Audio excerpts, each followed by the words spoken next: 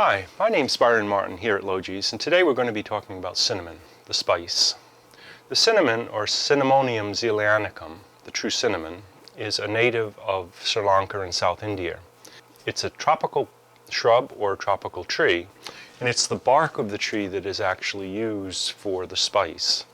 When growing cinnamon, they're actually quite easy to grow, but somewhat on the slow side. We like to grow them in warm greenhouses. Although they will tolerate lower temperatures, we generally grow them here in Connecticut in our warmer greenhouse, which is one of them.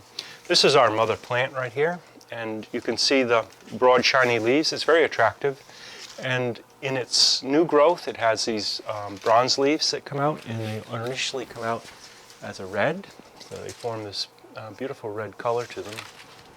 These are some of the flowers. It's actually just going through its spring flowering cycle, so these are some of the inflorescence on the plant. And it's pretty adaptable in terms of its culture. Generally, we like to grow it in a bright sunny spot. This is a bright sunny greenhouse. It can take a little bit lower light than that. As a rule of thumb, we like to dry the plant out in between waterings. There are some small problems with root disease if the plant is kept too wet or temperatures are cool, but generally it has a pretty strong root system. In terms of soils, we generally like to grow them in a slightly acidic soil. One of the issues we can face with cinnamon is chlorosis. That is when these leaves, particularly the young ones, become yellow and the veins stop popping out, and that's called venal chlorosis, generally caused by an iron deficiency. We do see it occasionally in plants, particularly our young plants. Dropping the pH on that helps to correct that problem. Also adding a supplemental iron to your fertilizer will improve that. Iron chelate can be sprayed on the leaves or watered into the soil. That is one of the few problems that we actually see nutritionally from this.